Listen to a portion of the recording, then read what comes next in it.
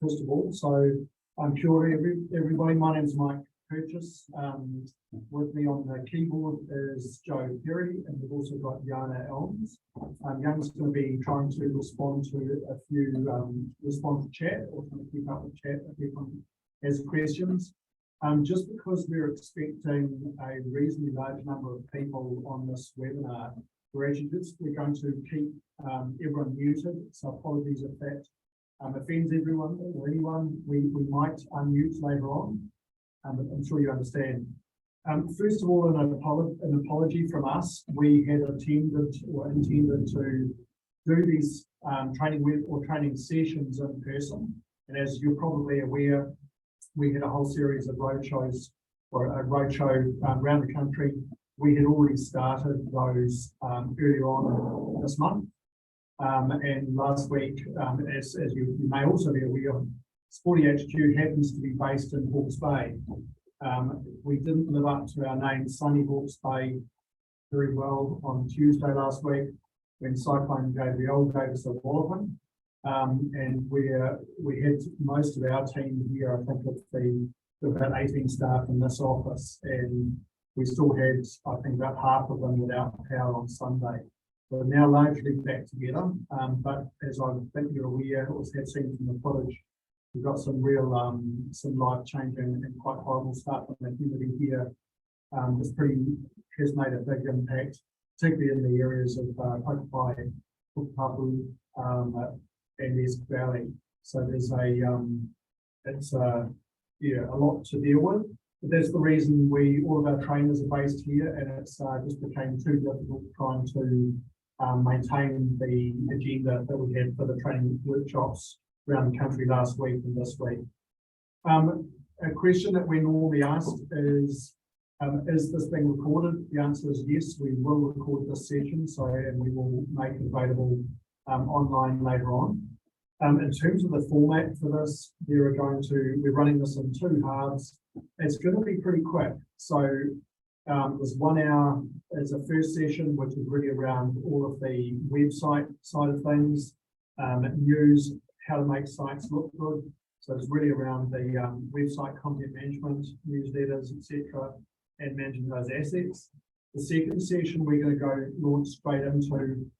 We might have a very, very quick 2-minute break at 7 o'clock, and then we'll crack into the second session, which is going to be all around online registrations, member management, databases, both local and national databases, and Super CRM, customer relationship management system. So we'll launch through that. You don't need to worry about making copious notes, not only because this is being recorded, but also because we're going to screen share and we're going to show you this, take you to the Sporty homepage in a moment. Everything that we cover here is, there are links to all of this through our support site, which can be reached through the Sporty homepage. So as long as you know to go to sporty.co.nz, you will you'll find all of the content that we're going to cover here. With the speed of these sessions, we're not going to have time to do a deep dive into every single aspect of the platform. We just don't have time. What we want to do is we want to give you enough of the key concepts that you feel confident to go away, explore, and have a play yourself to get more out of the platform. Remember also that we do have a really good New Zealand-based help desk in terms of for support. We have a free phone number for subscribing clients, but we also have an email address for all clients, and the guys are fantastic with the response times on email. So even if you're not a subscriber, and just using our free services, there is access to human support here as well. What I'm doing now, I think we probably, other than a few laggards, we seem to have most people through into the onto the session. So I'm going to jump straight into doing the screen share. We'll just try and keep a quiet eye on new participants joining that might need to come in. So I suspect you're probably already familiar with the Sporty homepage. The key, as I said before, everything we're going to cover is on here. The homepage for Sporty is also built on the Sporty content management system. I'm going to dwell on this really quickly, but only just to show a couple of other examples of sites. Since this first session is all around website content management system. Joe's already opened a couple of tabs, so we're going to click through a couple of these up top. So Joe, maybe with this.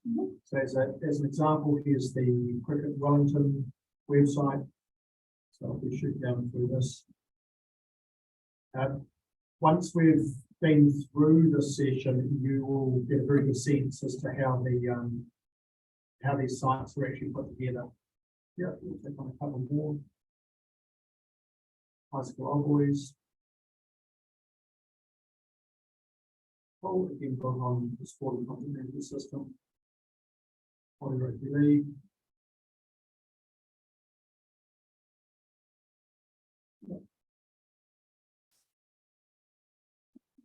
Touch New Zealand.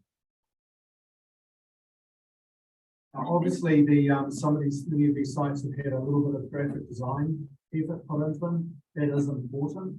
If you wrote anyone into graphic design, if you don't have that capability, we also do have designers here that are able to provide design support. Generally, though, there will be a graphic design cost associated with that. While we're on the Sporty homepage, I'm just going to point out a couple of other things here really quickly. If we scroll down at the moment, we can get, actually, maybe I'll pause there really quickly as well. For all clubs, we have a free entry level to pretty well everything we're going to cover this evening. So that includes the member management and the CRM side of things. That's a true no strings attached free. So it does have some ceilings to it as to what you can do before you run out of capacity on free services, in which case hopefully you're using it well enough that you can justify going to a subscription plan. However, just to be clear, we have, I think, about 3,000 organisations today that use nothing other than free services. That's something we're pretty proud of. It does a lot for team sport. Okay.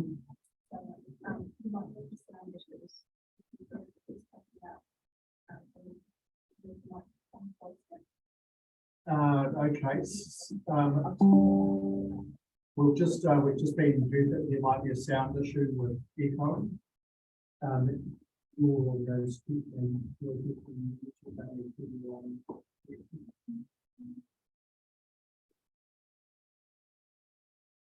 Sorry, team, we're just going to have a real quick look since someone's reported possible issue with sound.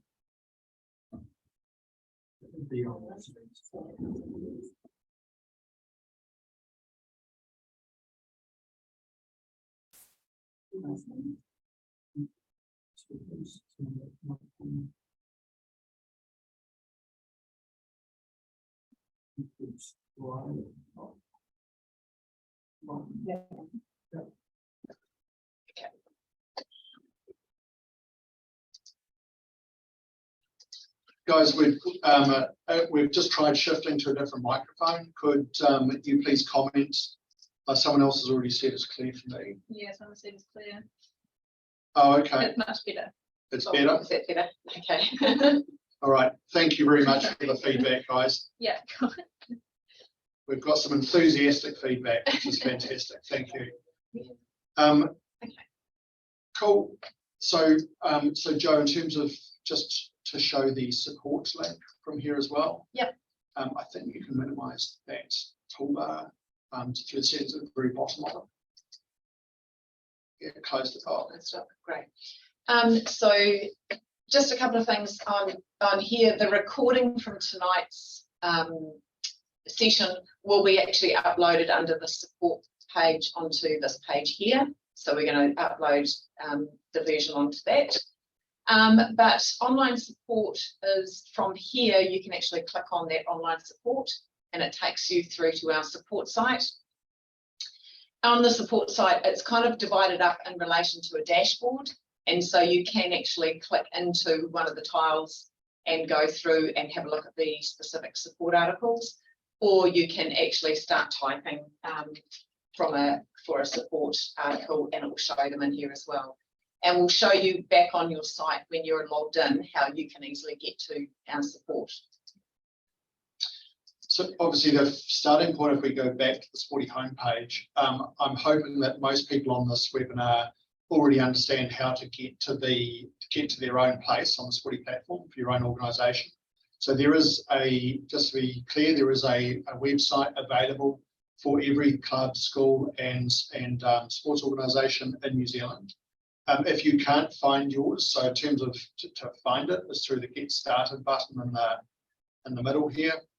So there's a club search, so you can go and find it. I'm assuming that you know where yours is. If not, you can also contact our support directly through the support link here, or by contacting support@sportsground.com.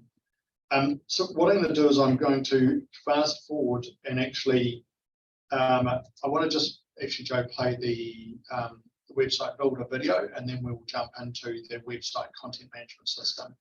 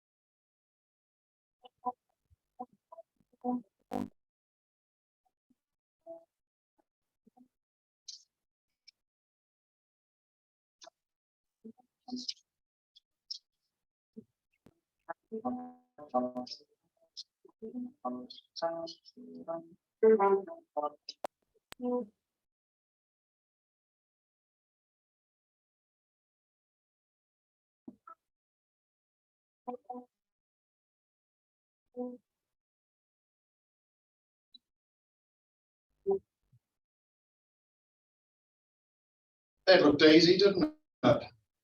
Sorry for the speed of that, guys, but it's hopefully just gives you a sense in terms of capability. Obviously, speed video is a wonderful thing when it can be played a little bit sped up. What we're going to do now, wrong URL. It's great. Okay. There we go. So Joe's just gone to a site that we're going to use for the purposes of this webinar. So what we can do from here is probably just jump straight into actually editing the site. So if we could scroll all the way to the bottom, the login point, which you're probably already familiar with, is actually we can probably drag that bottom thing across on, yeah, out of the way a little bit. I think you could probably minimize it. Oh, okay, sorry team. The login link is called admin login down the bottom right of your site when you get there. Now in here, if you don't already have a login, you are able to get one from someone else that you know that does have a login for your organisation, and we'll talk about access control in a moment. If no one for your organisation has a login today, then you can contact support@sportsground.com and we can help get you set up. But you are able to create your own login here as well. Assuming you have a login, we're simply going to go and log in which case it's going to show us our website now in what I'd refer to as edit mode. But so from here, I realize there are going to be different people on this webinar at quite different levels. So apologies to those that are already way beyond this. There are some new features and functionality though that have been released recently. So hopefully this will still be useful for you. And in saying that, it's worth pointing out that we release new features every fortnight, there's normally something between 30 to 50 new features that are released to the platform. We're trying to get a little bit better around how we communicate those out to you. So from this logged in view, the things that stick out as well, compared to the public view, now that we're logged in, we can see these little fine grid lines. Hopefully they're visible on your screen, and also these icons on the left that let us control various settings, etc. So the key concept in terms of the way these pages are constructed, or the way the website builder works, is we have a couple of main kind of areas within a page. So the first one I'm going to point out we call a section. So a section is everything. Joe's mouse is going basically to identify the section. It's got this image, it's the background at the moment. If we scroll down, we'll just point out the next section. So it's this white background that goes down to here. And then there's another section. Right, so sections are these vertical, these bands, that go across your site horizontally. Within a section, you can decide how many columns you want. So the column settings are really easy to control. So through these little icons, one that Joe's got a mouse over at the moment is a cog icon, which is the section, the settings. And you'll see this common use of these icons through a whole bunch of different areas. So if we click on that cog, we can see currently that particular section is set up to have 2 columns. If Joe wanted to change it to 3 columns, simple as clicking that, click and save. And we can see it's now gone to 3 columns. Once, if you consider that concept of these sections that can have multiple columns, you can see that you can pretty well get whatever page layout you ultimately like, because sections stack on top of each other with these multiple columns. On the right hand side, I'm now just going to jump forward a little bit to getting content into one of these columns. Is simply by clicking the add content button. There's a whole bunch of different content types you can choose in here.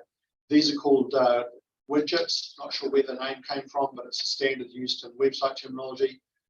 And in here, there is a widget for just about everything you could possibly imagine.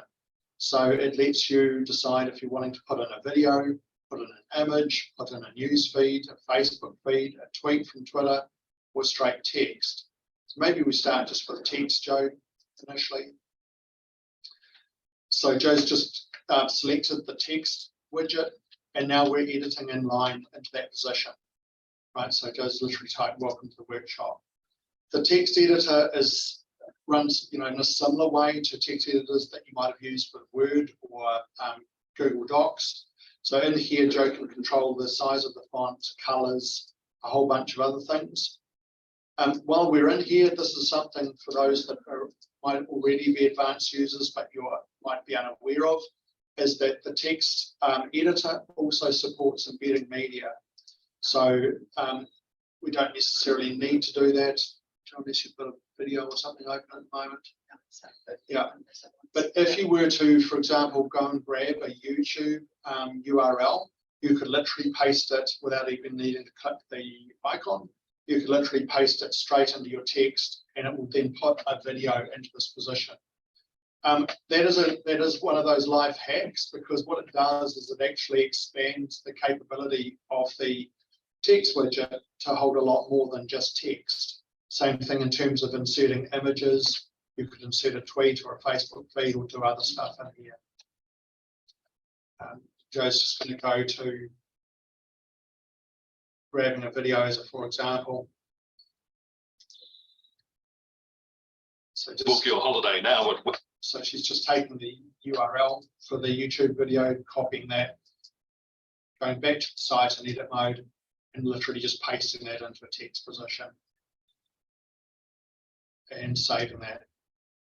Right, so now we could have explicitly gone to add a video if we wanted as well. So if we go add content, Joe, somewhere, and there's one of the widgets is called video, and we could have pasted that same URL in here, saved it, in which case it's now just explicitly put it into this position. Right, whereas the one on the top right is obviously into a text editor. If we other things we can do with these widgets or content blocks, each of them has its own settings cog, so we could go back into its settings cog to change the settings within the widget. So we could actually go and change the settings for that video if we wanted to. They have drag handles, so we could drag this widget and drop it into another position. Right. The other thing we could do is go and delete. So there's also a delete. Sorry, we were expecting to be seeing your faces in person, people. So again, apologies that we're going to continue having to let a few people into the room. It's a bit hard to get home in time for a 6 o'clock webinar, I'm afraid. Mentioned the drag handles, mentioned the delete. But so again, just back to that key concept. So showing that a page is built within the concept of sections.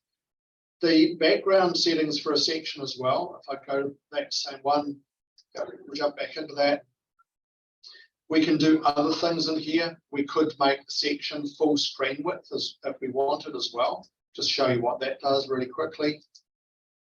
So now it's meant that the content goes right across the screen.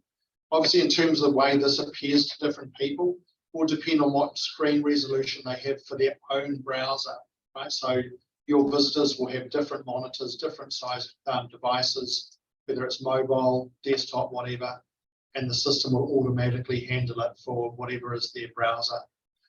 Other things we could do with the section settings, there's a set for the background. So in here, if we wanted, we could choose a different background color. Maybe we do that just to do that super quick. Okay, not especially attractive. We could go and put an image in the background, which is what's happening up the top.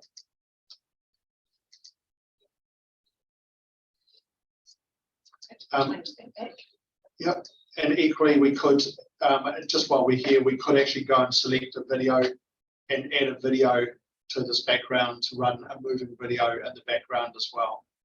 Just go and put it back to colour for the moment, maybe white, Joe. Joe was just pointing out, you can also set the transparency of the background as well. So if you did, if you had an overall background image or you wanted something to show through with the background, you can make this section settings to be semi-transparent if you wish. While we're here, I'm going to refer to a couple of other widget types simply because they're so handy for making a good looking site. Maybe in this next section, Joe, I'll just use the newsfeed widget. So we go and click on add content.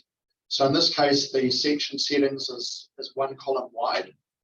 Joe's going to select the newsfeed widget. So she's able to go, some of you may be familiar with this widget already. We'll show you how the news articles are edited shortly. But what this is doing is it's simply going off, having a look at any news articles that may have been created previously. I'm just going to point out this grid layout. A lot of people don't see this at the top.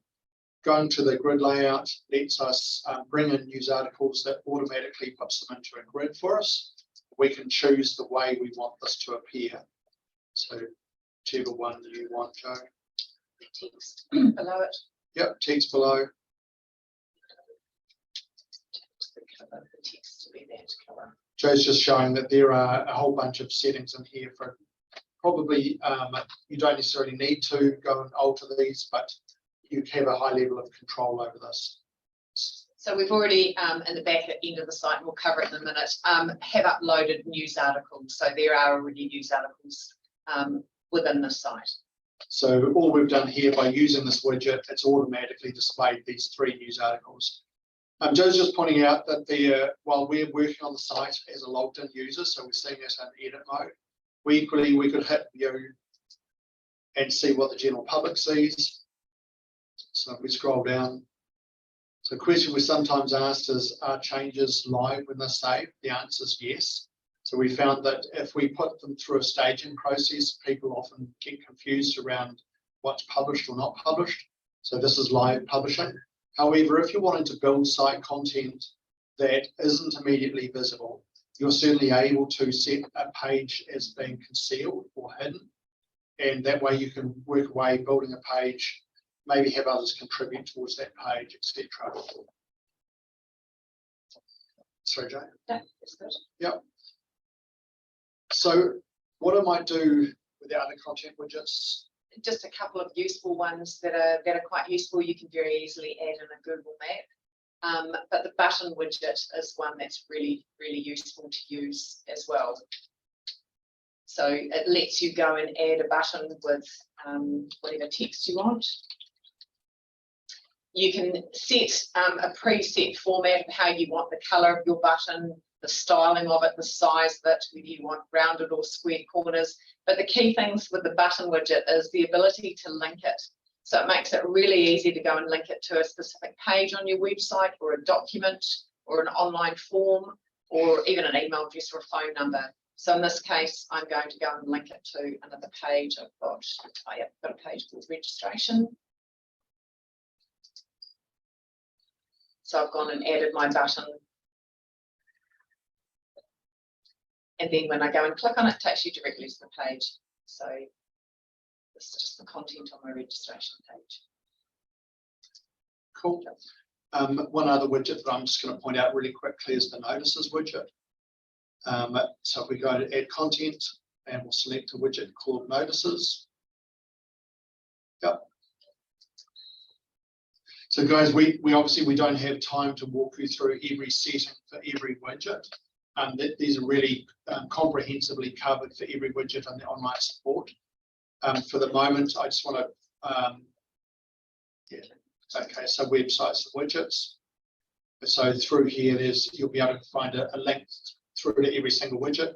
Otherwise, what I would say is we'll show you how to keep a page concealed, and you can actually just go and explore the different widgets yourself if you like. The widget that we're just showing you at the moment is called the notices widget. The reason for showing this is it's probably one of the least known about or understood widgets, but it's very powerful. It does a couple of things. It means the way it displays to the public, maybe, Joe, can we just click, opt in for notices or something? That's the text, right? Oh, yeah. Yeah.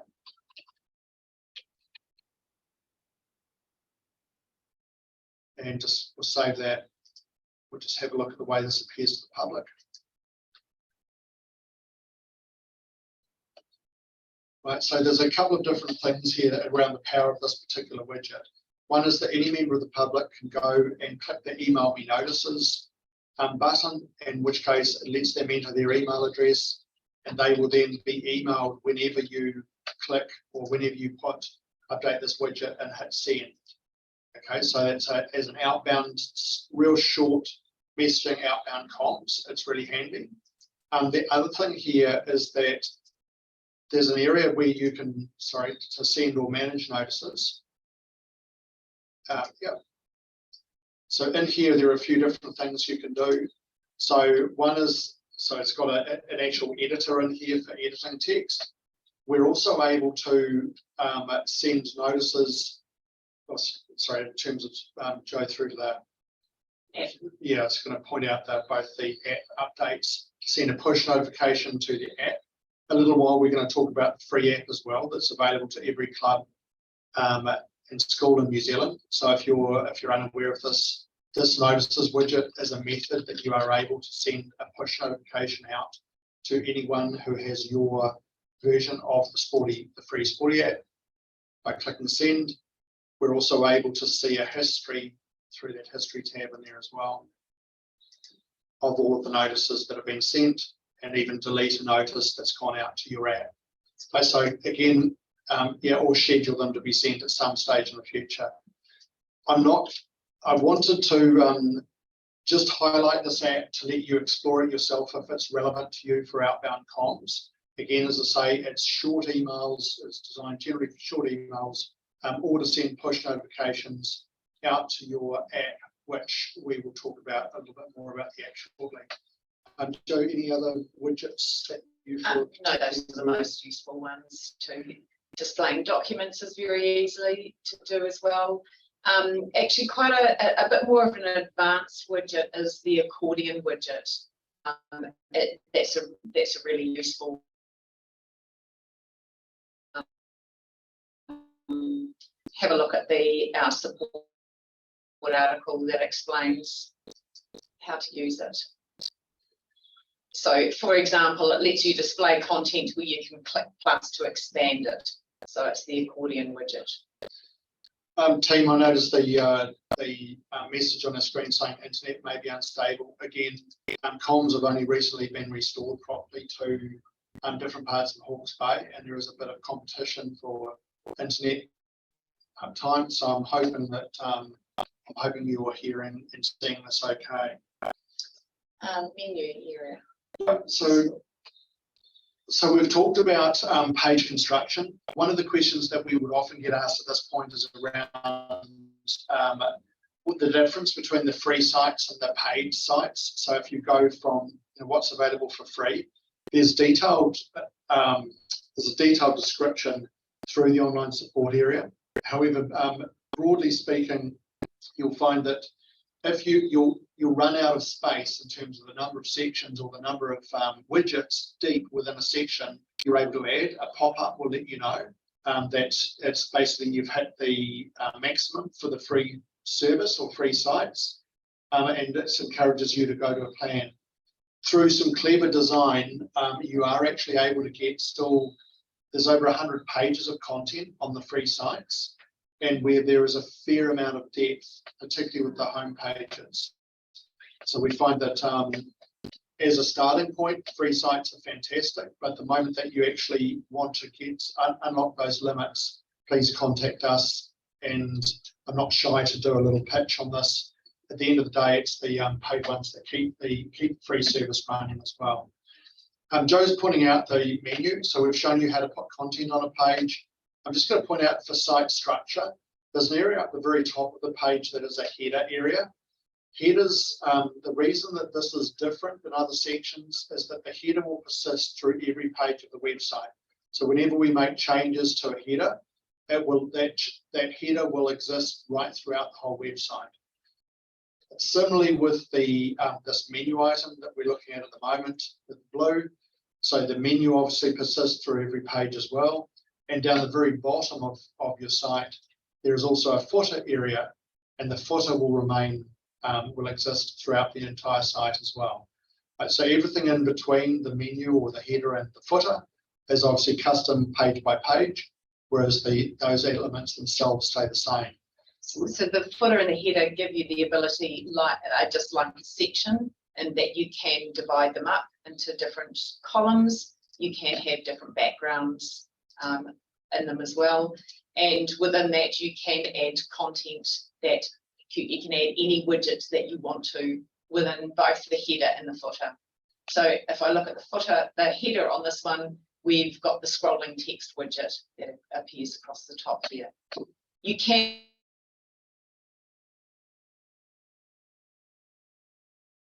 do one there. So that lets you hide that as well. So jumping through into the menu items that were visible here. So these menus, if we go and hover over them, we'll see that some little editing pencil occurs or appears. We're able, if we click on one of those, it would introduce a editing menu. So as opposed to the main site menu, these are the things we could actually do with that particular page. So we can do stuff like add a sub-page, we could move it around, we could rename it. So Joe's just showing renaming a page. Again, it's in line. So we can see it's now renamed that from drawers to our drawers. If maybe just back on that same page, Joe, just looking at some of those menu drop-down items. Right, so other things we can do, if you are on a subscription service, you can easily create a copy of a page. You can do things like manage the URL. So if you've got your own domain name, which we would encourage you to have your own web address, in which case, so that people aren't seeing the sporty.co.nz, they'll see your own domain name. That can be managed, and there are things you can do in terms of managing your own URL.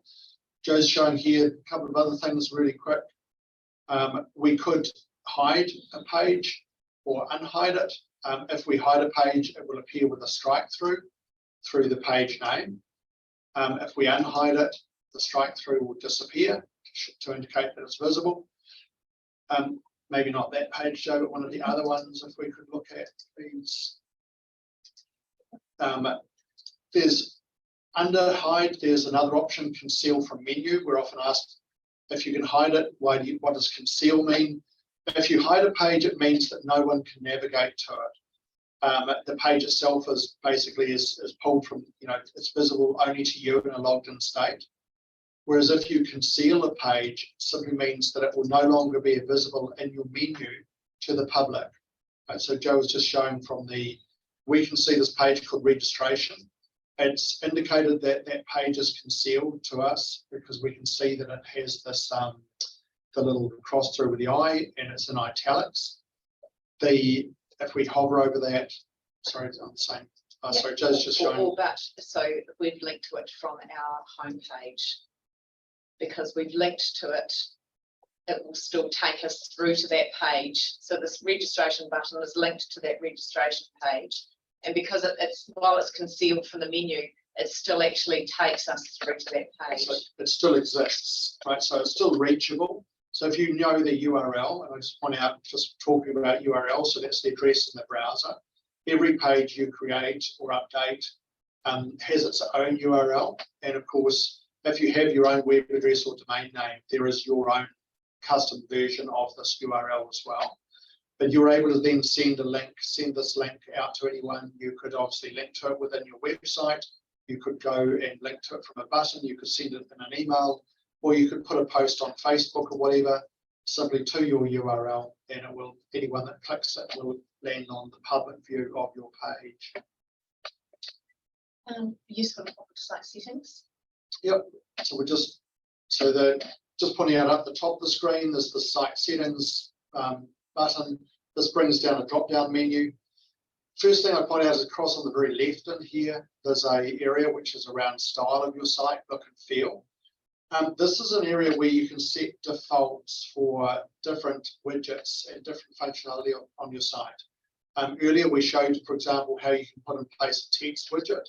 We click on the text button or text in here. Sorry, go back there. Yeah. So for the text settings, we can do things in here. So to say, what is our default font? What are different headings if people use headings? Now, the way this works is that whatever you set as your default settings in here means that any text on the site that will inherit these default settings. So if you were to go and change your defaults, it will automatically appear. This is kind of, it's helpful because it lets people pick. So if you've got multiple editors on your site, or even just yourself, you don't need to go and customize your text every time you use text. It will also update the text as default text for things like buttons and other widgets, right, through these default text settings. Other defaults in here, custom colors. So most organizations have their own colors as a custom color. All you need to do is identify the hex code for your color. So if you're unsure what that is, you'll be able to get that generally from anyone that does printing or anything for you, or any desktop publishing. You can use a color picker. By setting the correct hex color in here means that whenever you then come to use a color palette or a color picker, your custom colors will be automatically added to the bottom of that picker, as Joe's showing there. So that just means that, again, often we see with sites, people know that their color might be a type of red, for example, or a crimson, and you have different people that are just having their best guess, trying to get the color right. By putting in setting your own custom colors, they'll be with your site forever, and just make it very easy for people then to select your correct colors when they're adding a button, updating text, or doing anything else. A lot of these are set and forget that you don't actually really set them up once or twice if you want to change them. The button one is a useful one as well. And when we created that button widget before, the reason it appeared with an orange color was because the defaults were set in here. So if this was changed to be something quite different, as a, for example, so we've gone and changed our default button setting. So if I now actually wanted to go and create a button it brings in the default colours that I've set here so that they're all created the same. Site settings. Cool. We're often asked if you can track site visits or Google Analytics on your site. It's through this area here called SEO and Analytics. So there is a support article on it where you can go and create what's called a Google Analytics code. Although actually that is Google are actually changing that, and you're going to have what's called a GA4 code that you can add in here. And if you have a code added in here, you can then go and track what's happening with your site, with people visiting your site. Just while we're in there, Joe, you can also do a few other advanced things in here as well. So if you are, it lets you do things like verify your site with Google. You could put in a Facebook pixel ID. So if you're wanting to do Facebook tracking through your site, and it even lets you insert HTML. So be a little bit careful with this in terms of making sure you know what you're doing, but you could put your own code into the head section or body section for your site. It's also the area that you upload the icon for your browser. So this is the bit that appears up in the top of the tab here. So you are able to control that by default, otherwise it will show that Sporty circle or the Sporty bullseye. Cool. So there are a few other settings in here. I probably won't go through that method to get there, Joe. I'm going to head off, I think, to the dashboard. As you can also read, in terms of moving the pages around, you are able to manage your reorder the menu, which is a little bit hard maybe to see on your screen, but you can see that it's now introduced these arrows, so we can move them around and then save the new order. If we just save that, Joe. And equally through the hover over of an individual page, we can go in here, we can actually go and move pages as well. So by clicking move, in which case it'll let us decide which main page do we want this to exist under, and what position in that page if it's going to be a sub-menu item. Cool. I'm now going to head, so top left of your site is a link through to the dashboard. We're going to click that. So every organisation gets its own dashboard like this. You might find some of these tiles are grayed out for your dashboard depending on which different things on. The dashboard area is important because the Sporty platform is designed to be modular. Although it's all interconnected, it's actually one platform obviously at the back end. But by making it modular like this means that you can turn on or turn off different functionality for different people or different organisations. The area we were just in was this manage websites area. So if by clicking on that tile, it lands us back to where we just were, editing the website. Whereas if we go back to the dashboard, we're going to go off now and just show you a couple of these other areas real quick. First bit I want to show is to documents media area. This is a storage area. So putting stuff in here doesn't mean it's going to display on your website. This is simply, if you're going to link to any documents or link to them from a button or have them on a page, they need to be stored somewhere online. So this gives your organization an online storage area that's associated with your site. Okay, so on the very left-hand side are different folders. You can add to create your own folders if you want. You can go and rename folders, move them around and do other things with them in here. The with folders, and that's pretty busy. I think this has been used quite a bit for this sort of stuff. Once you have folders, you can go and add files where you can upload a file from your own computer and it will upload it into that folder. There are a couple of other things that you may not be aware of that were added later. One was that you're able to upload other media in here. So you could, for example, upload a MP3 file, for example, and you can also upload links. So this is in terms of to give you a link, an easy method to find a way back to other content that might belong to your organisation. The reason generally we recommend, other than needing to have an online place, but the reason we recommend keeping these sort of documents, if they're related to your organisation, is probably where one of the challenges, particularly with volunteer organisations, is people that leave over time. So having this one place, rather than seeing your constitution or other key documents disappear when someone leaves the committee, or if a home computer somehow fries itself. So this gives you an online storage area. You can, the system will automatically convert documents for you to a PDF on upload if you want. Equally, we do recommend that you keep the native version, so Excel or Word or whatever version of the document here in storage. Just to, Joe's pointing out, there's a convert to PDF button beside any of the ones in that native format. Once the document's been uploaded, each of these documents does get its own URL. So it has its own link. Joe's just going to show that.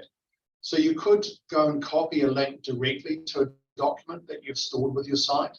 Why might you want to do that? It could be that you're wanting to now put that into an email. It could be that you're going to post it to Facebook. You could simply go and type a link to it from text and using the text widget on your website. An important thing that, again, was introduced later that I'm going to point out here as well, is you are actually able to edit the document so you could go and change one of these documents later. So, Joe, can we click on the edit, please? So, for example, this document, I could go and replace the file that this document relates to. Why might I want to do that? So let's imagine we'd sent out a document with our rules or something like that, and we later change them. If people have a link to that original document, then obviously they'll either, if I was to go and delete the document, it'll become a broken link. By simply replacing the file means that any existing links to that document that are out in the great wide world, they will now be, anyone clicking those links are now going to get to my new file, even if they're clicking that old link. So it's a handy new feature if you're not aware of it. I'll jump out of this area again. This is really comprehensive online support around it. Where to next, Joe? Images. Yep. Image storage is much the same as documents. Keep the same concept. You've got folders on the left. You can create your own folders.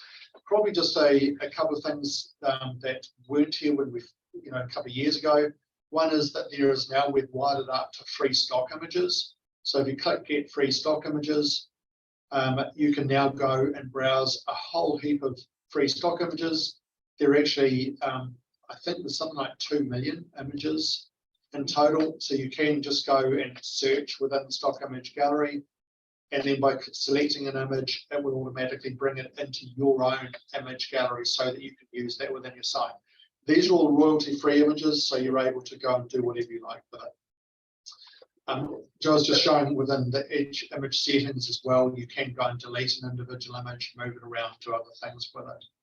Right, so as an image storage area is, obviously you can do this in bulk, so you could go and upload a whole lot of images that you've taken from your phone from a club day or a game or an event or whatever. Maybe just the admin settings area is a useful area as well. So under this area here, when you click on admin settings, there are a whole lot of things that you can do in here. So typically this is default information about your organisation that appears through in here. One of the key areas is this area called login and access control. This lets you control who has access to your site, and you can invite new administrators. There's different levels of access that people can have. These are a lot of people set up in here as super admins, so they have lots of different types of access. But essentially from within here, you can come in and invite a new user. So there's no limit to the number of users that you have updating and editing your site. So to invite a new user, when you click on this, enter someone's email address, their first name and their last name, and then you can choose what level of access they have. So the access levels are website. So by ticking that on, that gives them access to the website. In this case, this site has subsites as well. The databases. So you can choose whether someone has access to every database, so every one of your online registrations forms that we're going to cover in the next section, or you can actually break it down and just give someone access to one particular form. And the other area that's used, events, is just one of our levels that we use. But the other one is typically Super CRM admin access. And so that's another area as well. So those are the three different levels that you can give people: website, database, and Super CRM. Once you invite them, they then accept the invite and then can have login access to your site. So obviously the final stage there was to hit that green send invite, which would automatically send them an email where they're able to click a link and either log in or create a username for themselves to start, and it automatically gives them access to your site to whatever level. Questions we're often asked at this point is around different levels of access. You're able to permission or give someone access up to your own level. Most commonly, people have access for everything, but you are able to have granularity if you want, in which case that person that you've invited, if they were only a database administrator, for example, that in that case, they would only be able to invite someone else to become a database administrator. You can also delete user access from that same place. And again, there's no concept of a super admin from our point of view. You're able to delete someone else's access. So if you have a login, so and we do encourage organisations to come in here regularly, have a look at who currently has user access. And it's quite common as the years go by that you'll find people that don't need it anymore. It does display the last login date in here.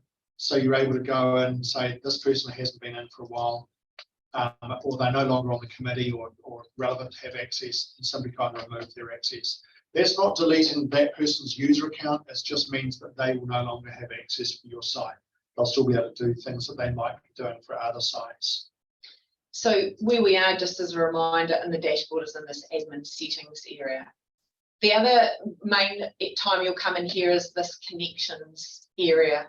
So what this lets you do, and we'll cover this in the online registrations session, is it lets you go and connect with different payment providers. So we offer debit, Success, Poly, and Stripe. It also lets you come in here to connect with Xero, so to enable registration data to feed directly through to Xero. So this is this connections area. We'll just jump back to the dashboard. I need to go into news and newsletters area. Yeah. So tile down on where Joe's mouse is at the moment into news and newsletters. Yep. Just okay. So this is an area that you're able to manage news articles and also create an e-newsletter. So we're just going to have a real quick look at managing news articles first. Articles have a standard format. So down the bottom there, we have a link to add an article. We click that.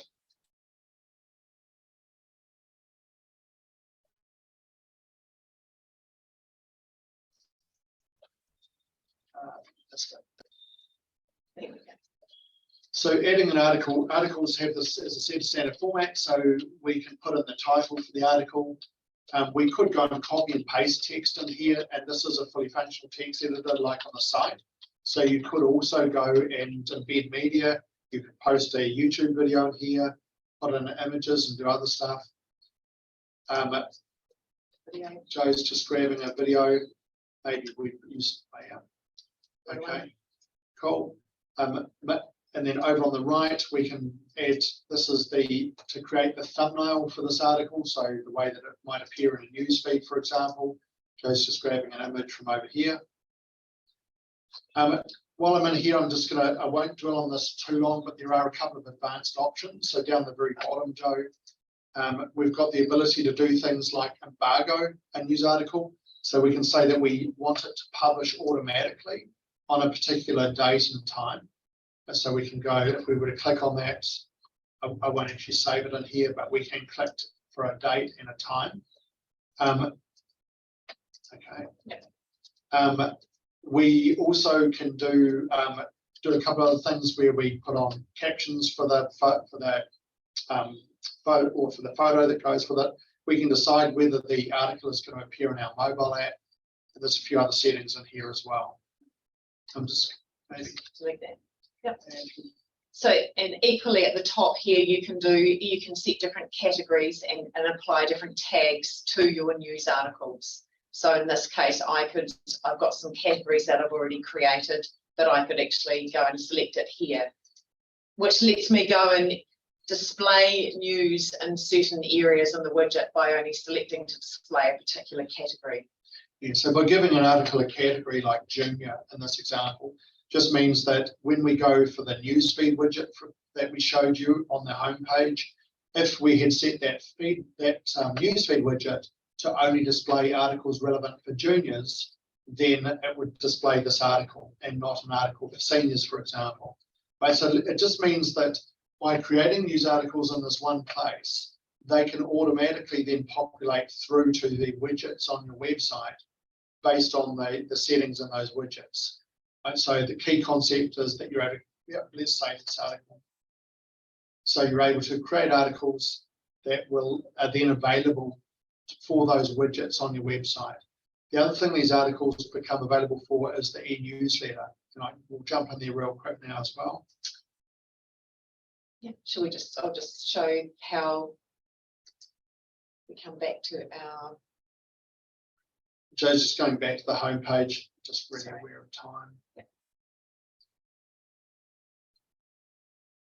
Yeah. You'll recall that we had added this newsfeed widget. We happen to have chosen the same image as the one on the right, but it doesn't matter that the article that Joe just added is this one here on the left. So it's automatically populated that newsfeed for us. Back into the dashboard and the newsletter tile. So we're just going to click on the Create a Newsletter button. This works on a similar concept as the website builder itself. So maybe just to make it quick, Joe, we open one that has already been built. But you could start building a blank e-newsletter from scratch. In here, we're able to do a few different things. We can set the title for the newsletter. We can set, we can set who it's coming from. And then there's the newsletter builder is very, very similar to building a page on the website. Again, it works on the concept of widgets where we can add content. So if we were to go and add text, for example, Joe, then now we have an inline text editor. What we're doing here is, although we're obviously doing this, building it on a web page, this is what we're actually doing is building an e-newsletter. These widgets also have the drag handles, so Joe could go and move things around. She could go and delete a widget if she wants, and we can see that it's automatically brought in things like that news article that we added to the news feed area earlier. So Joe's just showing a couple of different layouts for this. If we want to have a look to see what it looks like when people receive this newsletter into their inbox, this is what it is that they'd be getting based on what we've just built. Now you can create multiple versions of newsletters, so you can get them just the way you like. You can send it just to yourself if you wish, so that you're not spamming other people while you get it perfect. And you can save templates. So you could have a newsletter, for example, that is just relevant for juniors, that calls on where the widget settings for the news feed uses the category of the junior news articles, for example. So this is in terms of how to create a newsletter. They're saved into document folders. So if we click to save it, and then we can decide who we're sending it to. So one of a common thing to do from here is either to paste in your own list of recipients. So if you wanted to use a custom list, you could go and put those details in here or paste that from Excel. Alternatively, there's a drop down there for forms and databases. If we click on that, we can see all of the forms and databases, right, that belong to our organization. There happen to be quite a few for this. Probably the last thing I wanted to mention really quickly, so obviously the last step, Joe would be going to review and send the e-newsletter. people can automatically unsubscribe to your newsletter, and if they do, they will appear on an exclusion list, so they won't receive it anymore. The system does automatically deduplicate the email addresses. So if you were to send it to more than one database and the same email address appeared in more than one of them, it will reduce it. But just point out here as well at the top of the screen, it says the emails sent during the last 30 days. So it happens that we haven't sent any on the free service. You're able to send up to 2,000 at a time, 2,000 a day, 10,000 in 30 days. A new feature is also the send history, so it'll actually show you what has been sent out and when. So it'll give you a sense as to what's gone. Guys, I realise that we've reached time. I want to just super quick just mention the mobile app. So Sporty also provides a free mobile app for each club and school in New Zealand. There is a premium version of the app as well that gives you greater customization. In terms of the free app, there's a whole bunch of information on it on the online help, but probably the main thing to mention is that to find it, and you could do this yourself if you like, is simply you would go to the App Store, either with Apple or Google Play. Simply look up Sporty NZ for the app, and it will allow you to download the app. So you can tell your members of your community to do this. That they only need to set it. The first thing they'll do is they'll choose your organisation out of all of the organisations on the list. Once they do that, they only need to do it once. It will then automatically inherit. Just stay there for a second. Sorry. It'll automatically inherit your logo for your organisation, the colours for your organisation. It'll bring in your news. It'll bring through those push notifications that I mentioned before. So if anyone of your community that has set it to your organisation, they only need to do that setting once, and then every time they click on that app icon from the home screen on their phone, it will automatically load back to your organisation. They can have multiple organisations if they are affiliated or have, for example, children that belong to 2 different clubs. What have we? Just one thing I was just going to point out, a couple of things is in relation to the support side of things. So when you're logged into your site and on any page that you're logged in, you'll see there's a little green help button down in the bottom right hand corner of the screen. So when you click on that, you can actually go and just search any of our support articles, and it will bring up any suggestions if I typed it correctly from here. If you don't see the support articles that you're wanting on here, you can actually contact us, and by clicking that, and it will automatically populate with your known details and send that through to our support team. So as well as going directly to the support site, you can while you're logged in there. Also, when you're in the dashboard area, you can come in and click on this and it will take you directly to the support site too. I realise we're beyond time, and we've got people that have joined us also just in relation to our second session now. So there's the things Joe just showed in terms of that help side of things, as well as the getting access to support, are relevant for both sessions. We might launch straight into the session 2 now. So I'm not going to recap over session 1, which is around managing the websites. In terms of session 2, just as a real quick overview, we're going to cover, so in session 2, we're going to cover the online database side of things. We're going to cover online registrations. We're going to talk briefly around all of the sports organisations out there that we're a national sports organisation, uses Sporty for the official registration method. We're also going to talk about how you can customize those web input forms or registration forms, and talk about how you can create or build your own forms as well. We're going to show you how when people sign up or submit those forms, how they'll end up in your database, how you can send an existing database of people from last season, for example, a magic link to make it really easy for them to renew for the new season. And we're going to take you through the Super CRM, the Customer Relationship Management System, that lets you do a whole lot of other stuff around those databases and communications out to those people.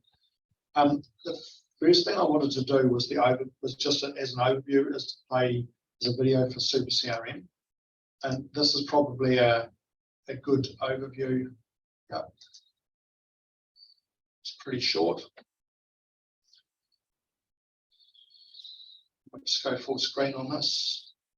Sporty also provides Super CRM, a member management system for each organisation at every level, national, regional, and club or school.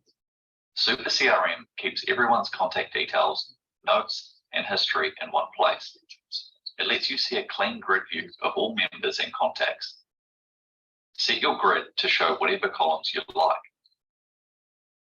Click a person to see their profile and any contact you've had with them. Super CRM automatically updates whenever they sign up or renew and whenever you email them. You can add your own notes if you wish. There's even a clever reminder feature to alert you to a future date if you wish.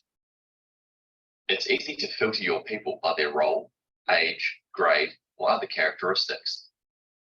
Then you can send a group email or a great-looking e-newsletter, or email them a magic link they can click to renew their membership or sign up for a holiday program or event. This method pre-fills their details automatically and avoids the headaches associated with requiring people to log in. Easily create your own reports and save them to reuse in the future, with output to CSV or Excel with just one click. Each level of sport can use the powerful Sporty form builder to add their own question fields to the online registration forms. It's easy to use the predefined system fields that are ready for you, or you can create your own fields and simply set the type answer you want, such as yes or no, multi-choice, or text comment, etc. You can even let people upload photos or documents, and schools can connect with Kmart to automatically bring in each student's ID. Add products, family discounts, and accept online payments if you wish. Whenever someone completes your form, their record automatically updates into Super CRM and is added to their timeline for you. Sporty is fully integrated with payment providers such as Debit Success, Stripe, and Poly, making it easy for people to pay you online. And Sporty is a Xero partner, so it can create invoices and let you easily reconcile payments. The Financial tab in Super CRM lets you see everyone's financial history over all time. Super CRM also has an organisations grid.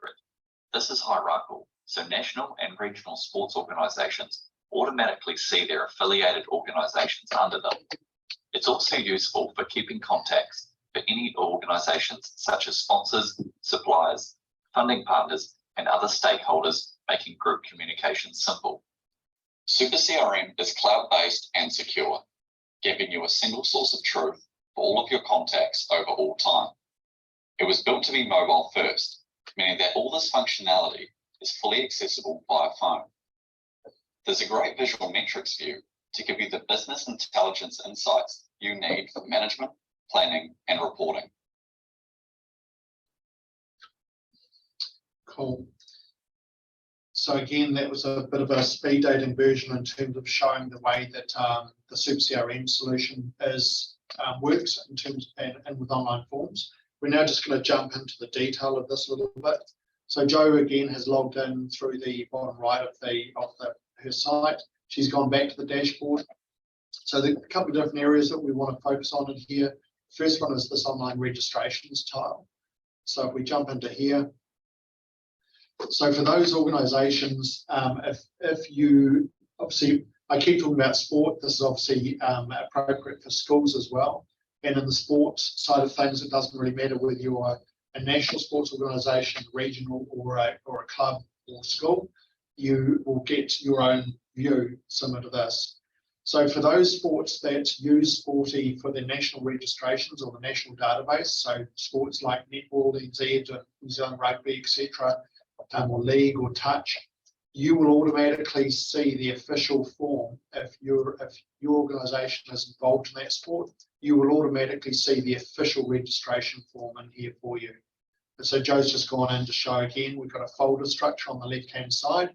And then in the middle, we can see the forms that reside within those folders. And across on the right, we've got icons for tools as to what we can do with these forms. What we might do really quickly is just show you around form construction. So in terms of how to manage the fields on a form. Joe, should we have a real quick look at one of these forms? An existing form. Yeah, an existing form. So, yep, so Joe's just showing, in this case, the example we're using is netball registration 2023. Joe's clicked on the pencil icon to go into modify the form fields. These are designed already, so if this is an official form that belongs to a netball centre and Netball NZ. So the first thing I'd point out is that the fields at the top of the form are greyed out, because these are the ones that have been inherited from the national body. Right, so you're unable to remove the first name, last name fields, for example. That this is the minimum data required to register for netball. However, if we scroll down the form, you can get down at the bottom of Form Builder to an area where you can go and add your own question fields to a form. You can also add, it's just pointing out, you can add sections as well.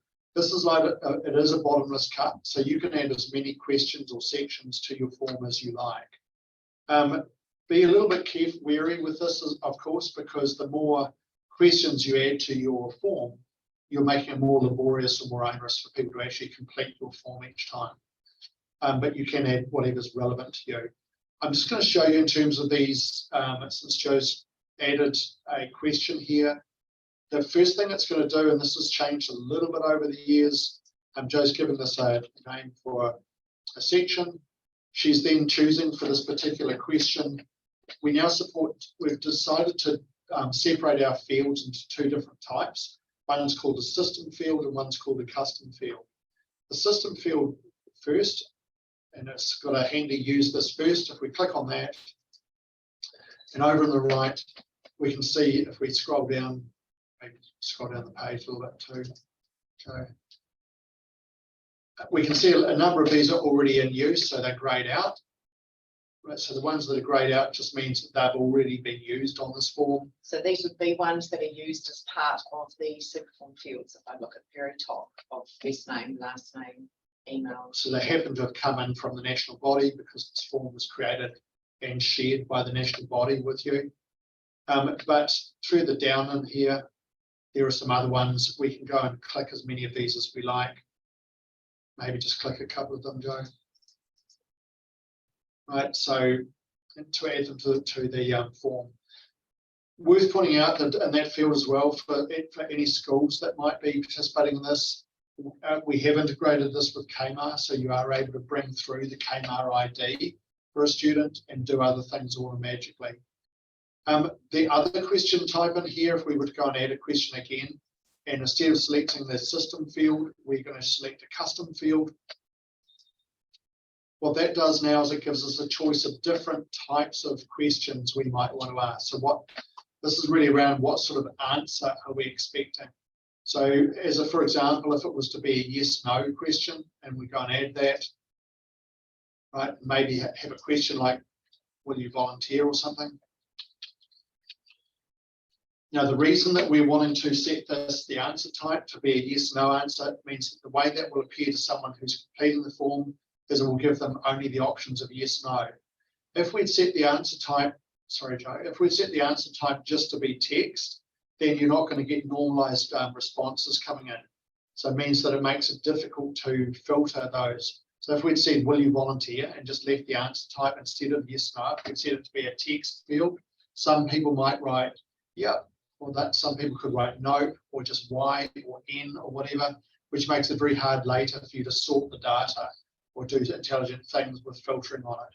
So by using these custom field types, it just means that you can create a normalized data set.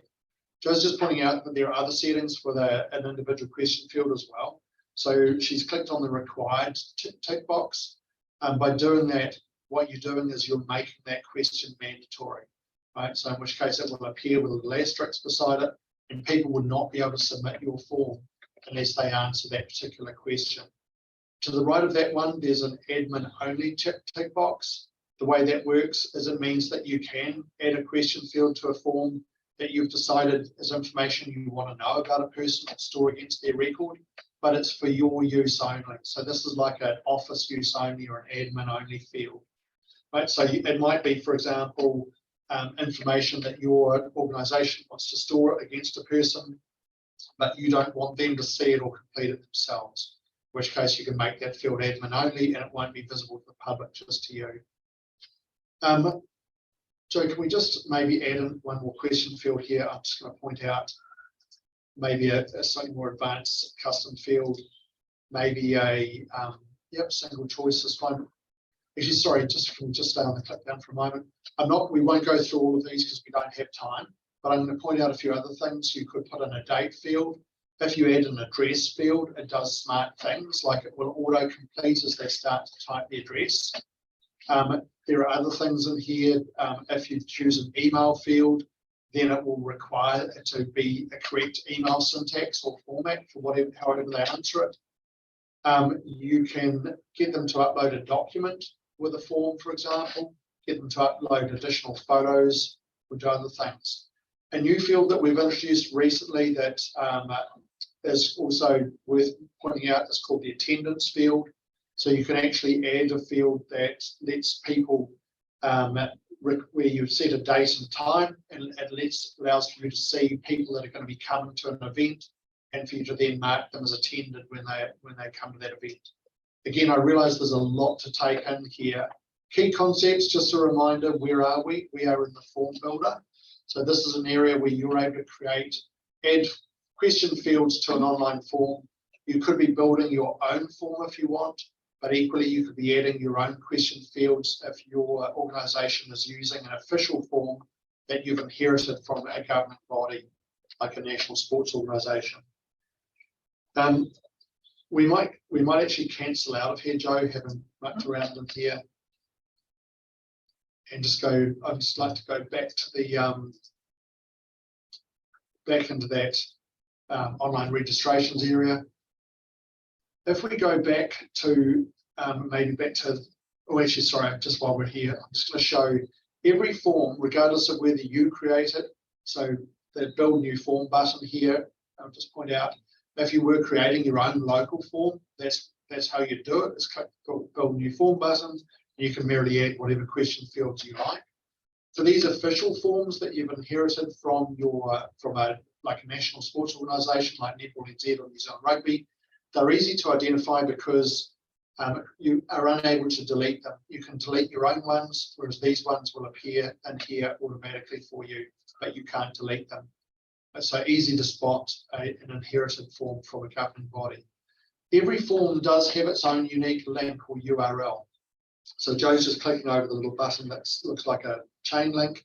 We click that, we can see that it has its own link. We copy the link, right? And if we would go and paste that to a tab, it will load that form for us. So this is the view of the form. I'm just going to point out a couple of things with this form really quickly. First of all, at the top, we can see this red ribbon. It says you are logged in as an administrator. Why am I seeing this? The reason for that is that we had a number of people that would go look at a form in the same way that Joe just has, and then not realise that because they're logged in, they're able to see the full field set, including those admin only fields. So we were getting support requests around why am I getting to see this? It's because you're logged in as administrator.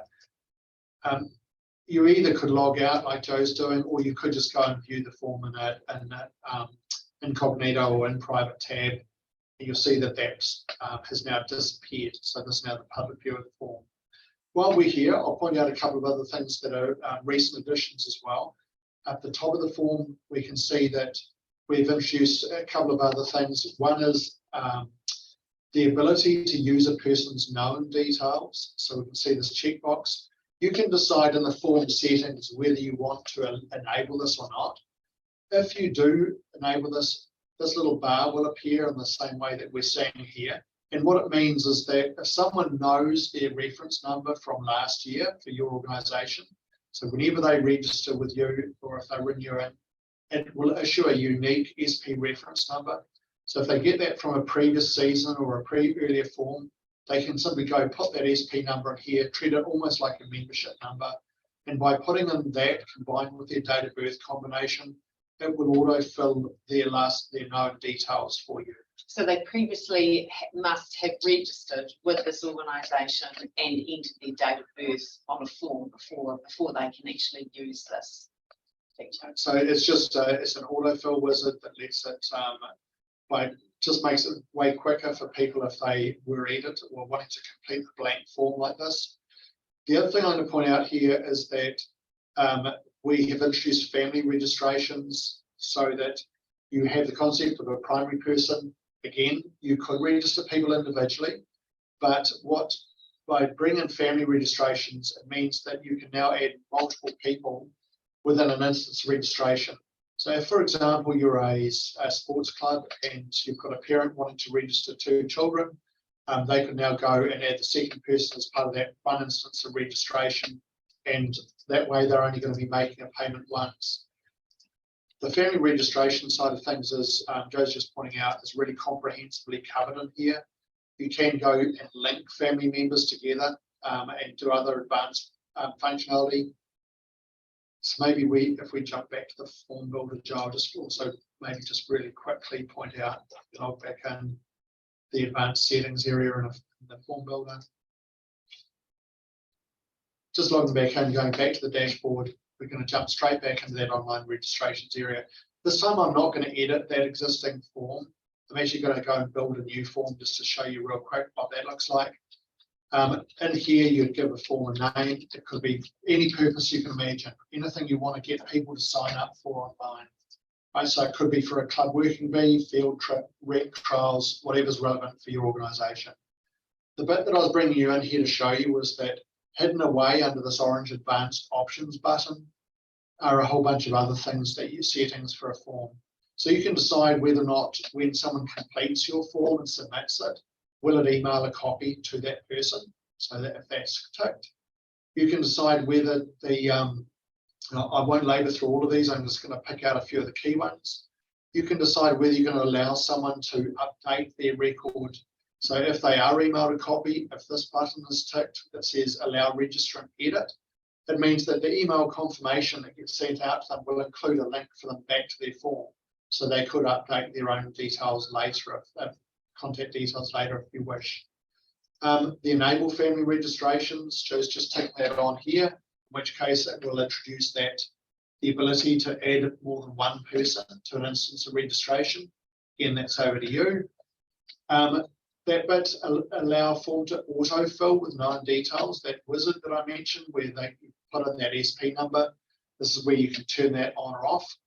A couple of other things that have been more recent is you can limit the number of form responses. Probably not relevant if you're getting people to sign up as a member or obviously renewing against a form, but it certainly is relevant if you were using a form.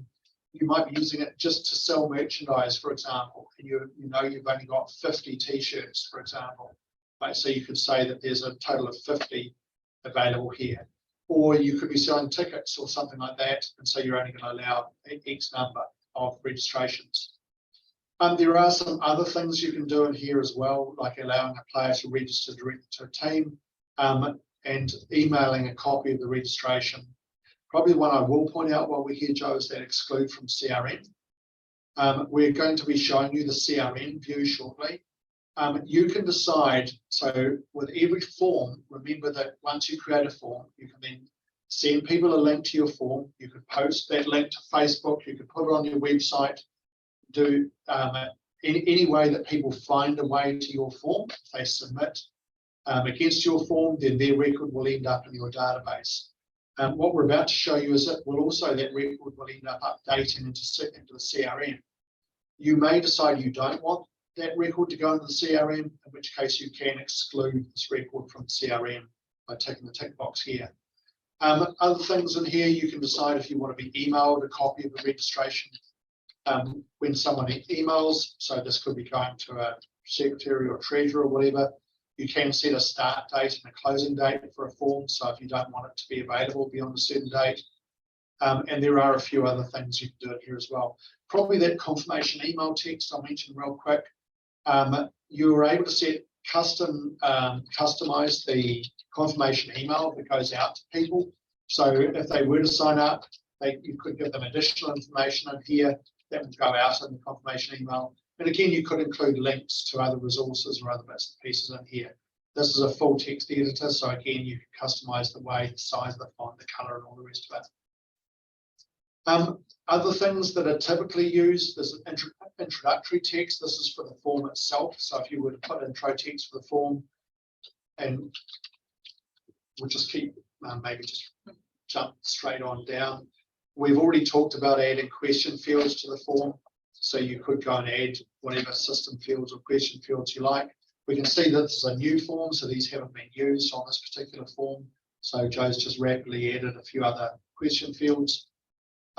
She's also pointing out that with gender, you can decide if you want to include more than just male and female. You could also support, allow the choice of non-binary. Again, it depends on your organisation and what your, how you handle the rules around gender. Down the bottom of the form, we've got an area for terms and conditions as a text editor. So you're able to put, for example, I agree to abide by code of conduct, for example.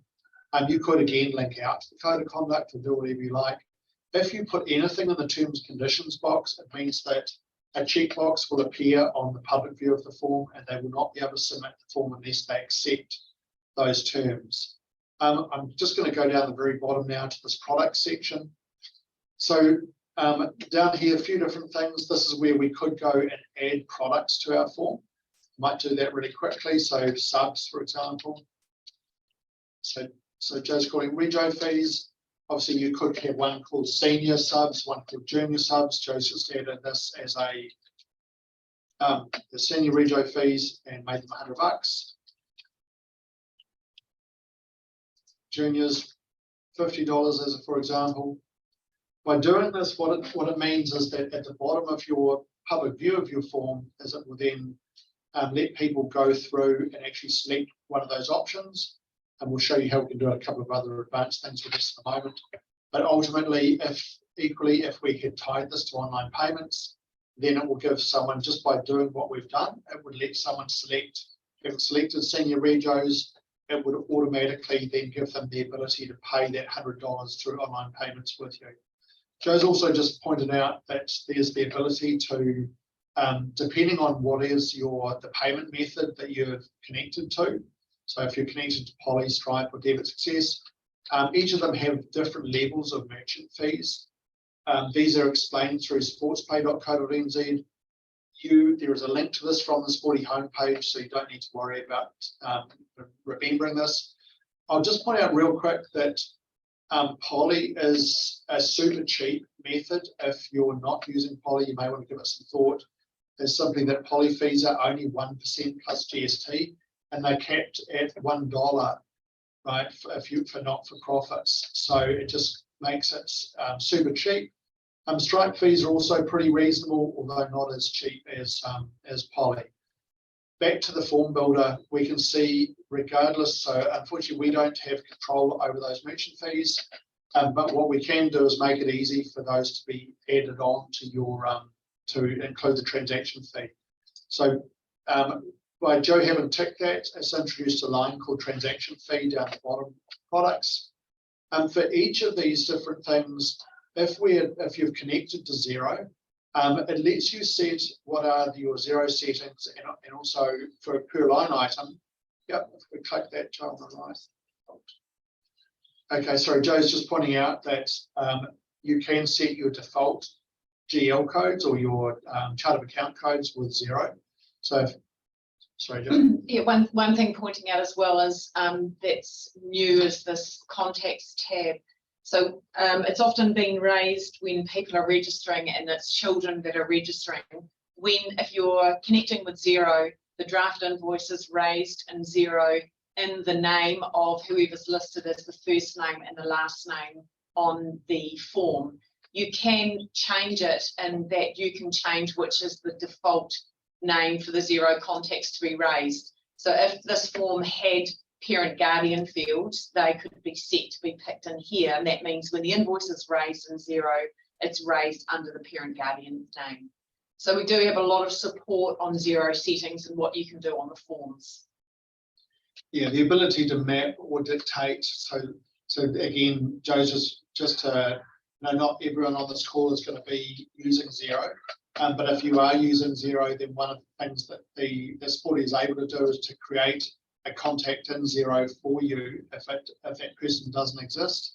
And Joe's just pointing out you can dictate what is the name used for that contact. The other things in here, the first tab she's pointing out, is you can decide what are your default, your general ledger or chart of accounts settings, what accounts these line items are going to be coded to. Because you might decide that socks needs to be, if you're selling socks here, it is to be coded to one area, whereas subs are to be coded to another area or at Xero. So if you have a default setting set in Xero as well, you don't have to specify what the Xero account is here. It will automatically inherit your defaults. However, you can go in per line item and go and set those Xero accounts manually per line item if you wish, and equally edit per line item. We're just going to point out a couple of other things in here really quick. One is in relation to, so the required side of things. You might decide that people are they must choose one of these subs, either junior or senior, in which case you can group these together and say that they must choose at least one of them to be able to complete this registration form. Another thing you can do is set triggers.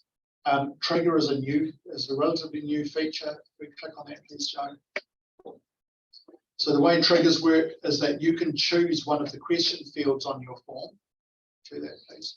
So if a question field was a particular thing, so not really a great example in here, but maybe if we choose gender, Joe. Okay.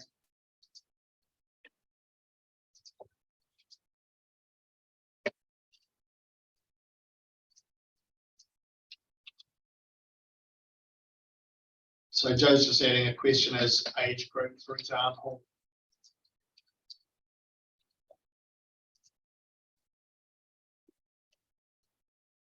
And then if we have a look at the triggers now, so we can see this new question she's added has appeared.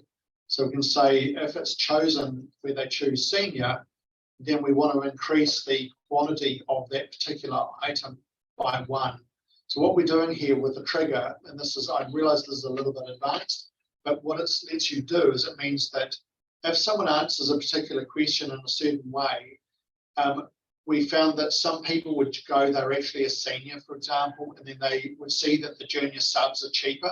So when they came to pay, they'd choose the junior subs. Not wonderful because they generally get caught out, but then it's a whole pain for you guys to chase them up. Using triggers means that based on their selection, you can actually set it that it will automatically choose the correct response and increment the product for them. Okay, so they can't avoid that. Again, I'm not going to, I probably won't go into any greater detail in terms of the things you can do with those advanced settings or with products. Yeah, including there's a whole lot of new stuff that's just been released around discounts. And also, as I mentioned before, attendance tracking. Right, so there's a whole bunch of other stuff in there. I want to head off now, Joe, just to see the Saving form. Okay, so Joe's just saving that particular form. I think Joe will go and look at the database view of people that have actually completed for maybe from last season, from 2022.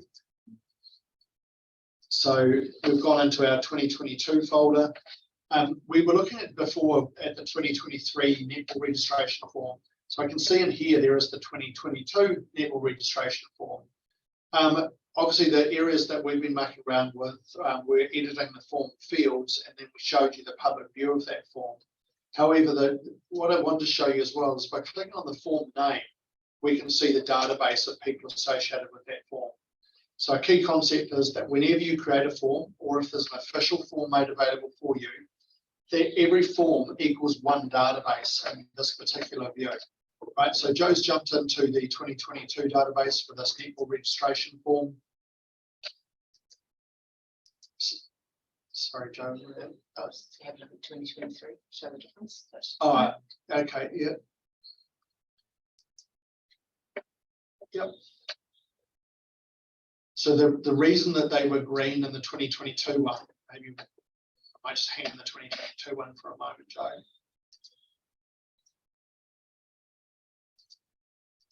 And the 2022 form, back in that database view, the reason these are green is that these people have already come back and renewed for 2023. So renewals is something we're really hot on. So in terms of, as you all know, so people, whether they're coming back into to participate in the next holiday program or whether they're renewing a membership for a season, you've probably got that 80-20 rule in terms of retention versus new people. So although we could display a blank form for people to sign up for 2023, by far and away the best method is to get people to come back from last season that are going to renew.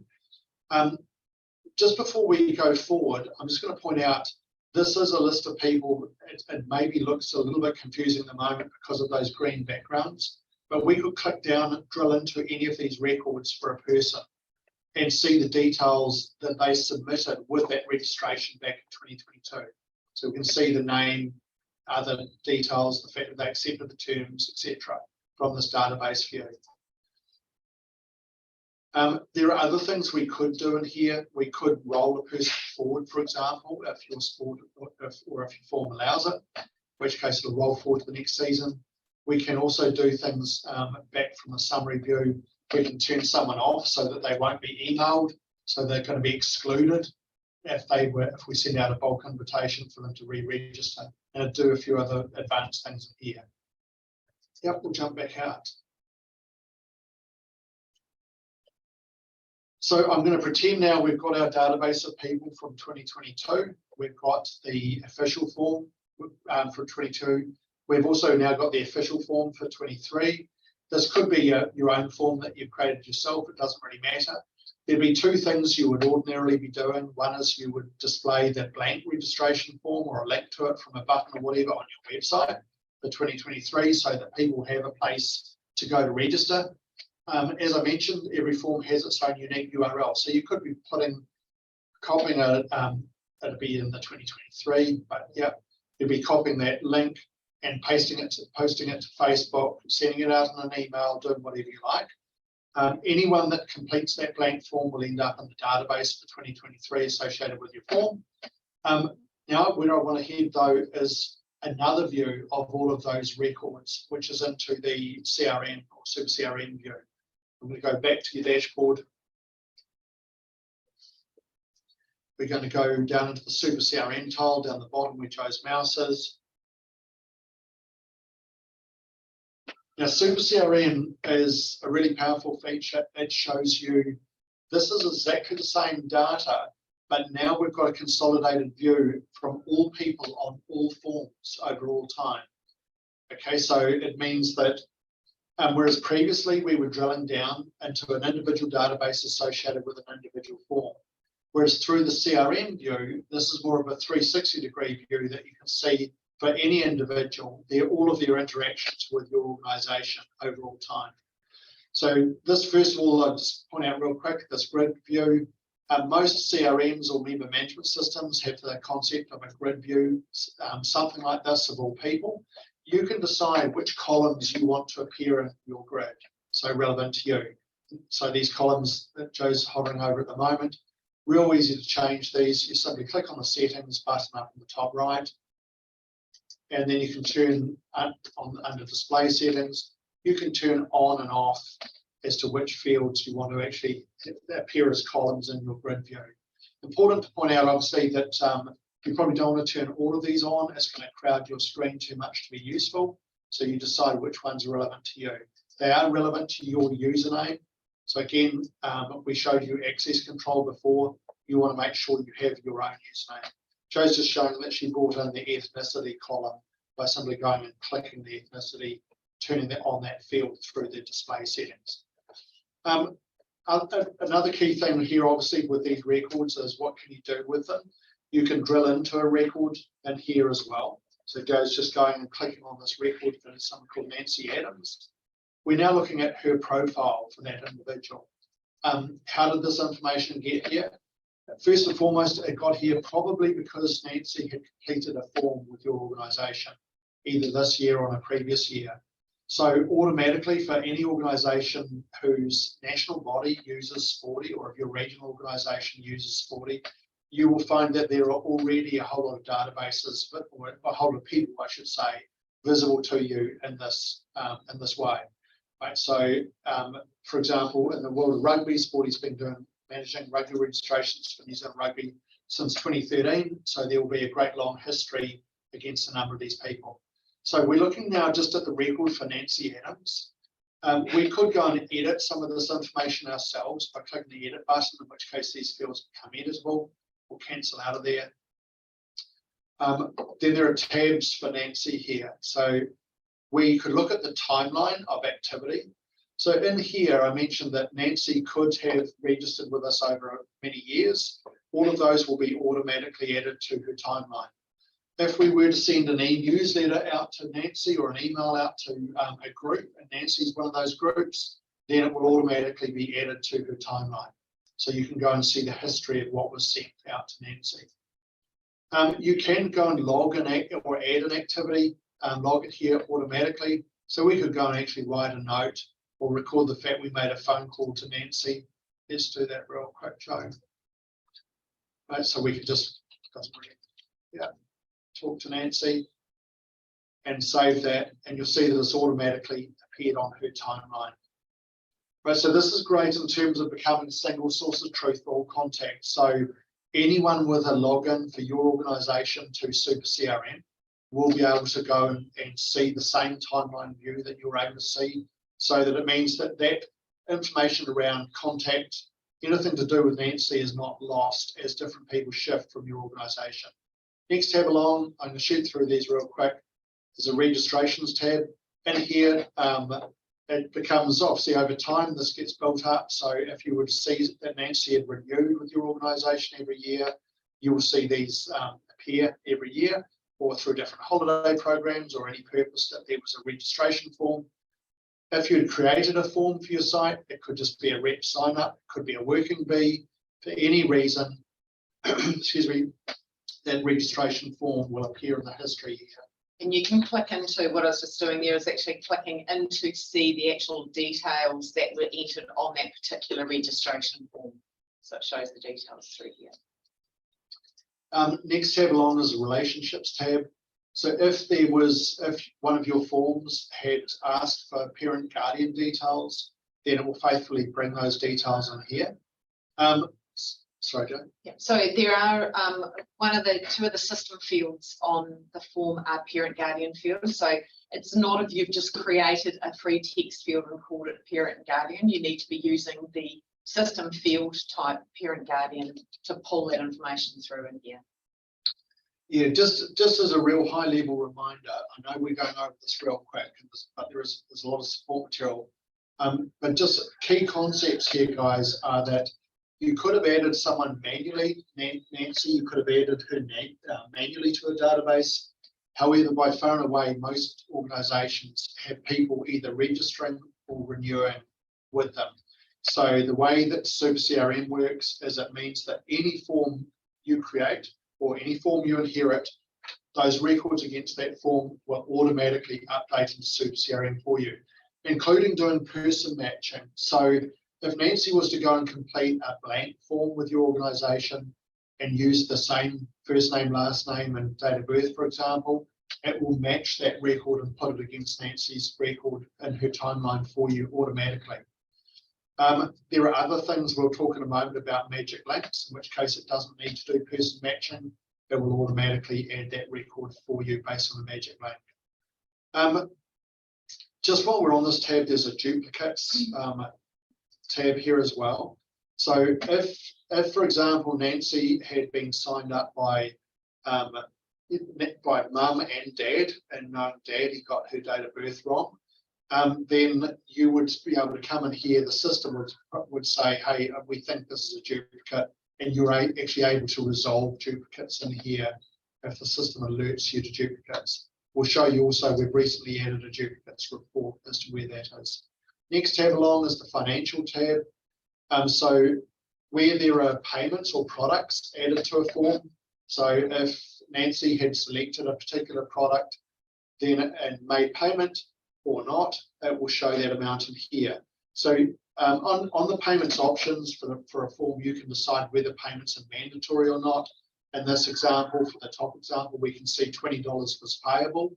Clearly it wasn't set as mandatory because nothing was actually paid. So it's showing in red that a balance of $20 is outstanding.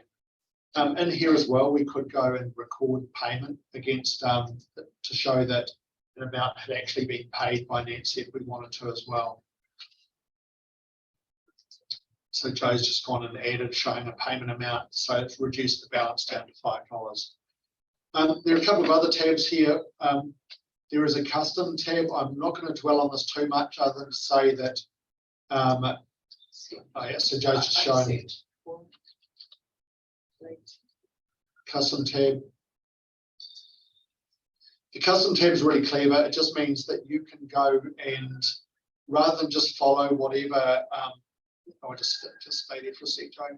Rather than go and follow whatever the standard stuff that Sporty suggests might be important to you, you can actually go and build the fields within that tab view for Nancy to bring through whatever information you want on the custom tab.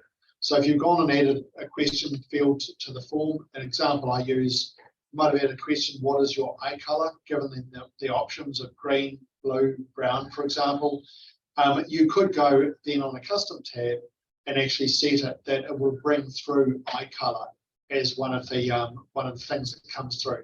Just to make it real quick, that if I drilled into Nancy's record, you could see, eye color is a stupid example, but it gives you a sense for that. Could be used for any other purpose. The final tab here I'm going to point out is the audit tab. So audit, it shows who changed what at what time and date. So again, this is important for people to be using their own logins, because you can then, if you want to see who went and changed the details for Nancy's medical conditions or occupation or whatever, you can actually go through to see a log of who changed what field at what time.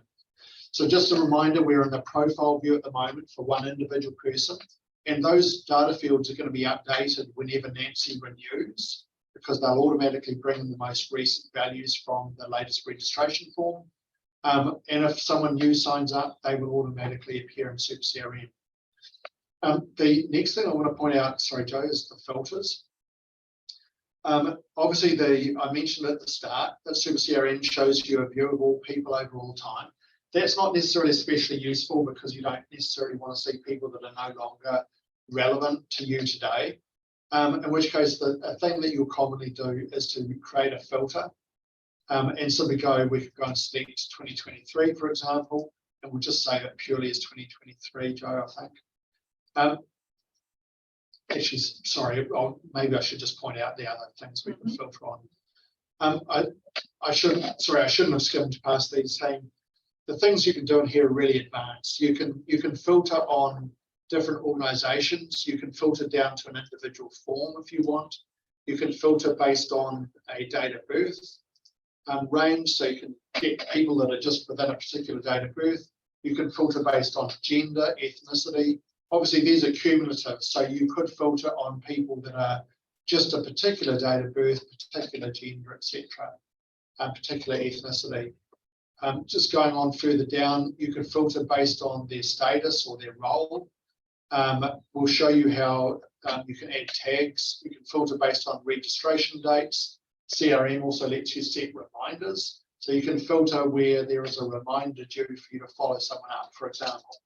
A really useful one as well is you can filter on, if I need to select a form first of all, but I can actually filter on the registration date. Filtering on the 2023 form, sorry, as to whether they were new, not the registration date, sorry, whether they were a new person this year, a returning person, or someone that had not yet registered from last season. So that, which means they were in last season, but you're looking for people that haven't yet registered.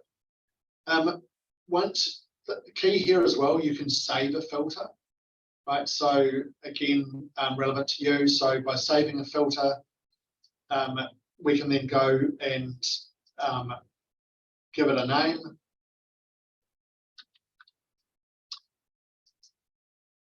In which case it's now gone and applied that filter.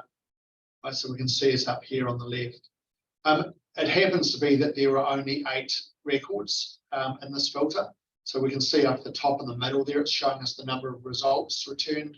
So it's reduced our 100 odd results down to 8. We can also do other things in here in terms of how we sort. So we can sort these results based on whichever fields we want, based on the fields, based on this, the values available to the form. Having filtered down to the subset, you can then decide what you want to do with these people. We could dump them out to Excel and to make it really easy to see them in an Excel list if we like. It's probably behind your bar, I suspect. So that's just standard opening into Yeah. Excel. So it's just there as an export down there on the bottom left. Alternatively, what's probably more common is you're going to want to do something around contacting them.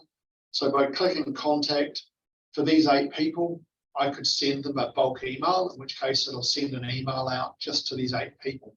Just something to point out here is that if you have been using parent guardian fields, that you can actually, so if there are additional parent details, you actually can pick them up on by emailing them out here as well. It's not just going to the primary person. Otherwise, you give the email obviously a subject. Generally, I'd say most commonly you CC yourself. Through your settings area, there is the ability for you to set your own signature, similar to Outlook. So for stuff that's coming from you, and beyond that, down in that bottom area is a normal text editor. So you could be putting in links, embedding media, doing whatever you like as a bulk email method.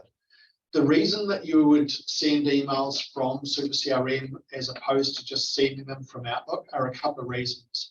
One is that this will send it to people individually. So it's not like sending a blind carbon copy or much worse, putting everyone's email address visible in the address bar. Doing it through here will be a one-to-one, so it's going to send out individual emails to all of these people. The other thing it's going to do is it means that it will automatically add a copy of that email to each of these 8 people's timeline, right? So that's going to appear automatically for them. And maybe we'll cancel out of, well, actually, John, sorry, John, I should have shown that where it said send at the bottom, since it was off the screen. So review and send, right, as in terms of the final step here. Cancel out of there. You can obviously filter down to yourself, so you can try sending yourself an email. You can add yourself to your database, send it out to yourself. We'll go back to contact as well, just to show a couple of the other options on here. One is that we could send people an e-newsletter. So earlier on, we showed how to create an e-newsletter. You could build a new one in here from scratch, but it's showing the e-newsletters that are already built here are now available for you to send out. So let's click that season start one. Right, you'll recall this is the one that Joe was mucking around with earlier, in which case it's just saving it, thinking that she might have changed it. And it's telling her up the very top that it's going to send this e-newsletter to 8 people selected from Super CRM. Right, so it's telling her that's going to go out to these 8 people. She could have, at this moment, if she'd wanted to, she could have gone and added extra people. She could have selected other databases or added a custom list at the same time. Again, the system was smart enough that it will deduplicate those recipients. So it's not going to be spamming the same person if they happen to appear in multiple databases. And if we want to, again, there's the preview button over there, so we can see what's going to go into their email inbox if we wanted to. We're going to cancel out of there. Other things we can do, this is where it gets quite powerful.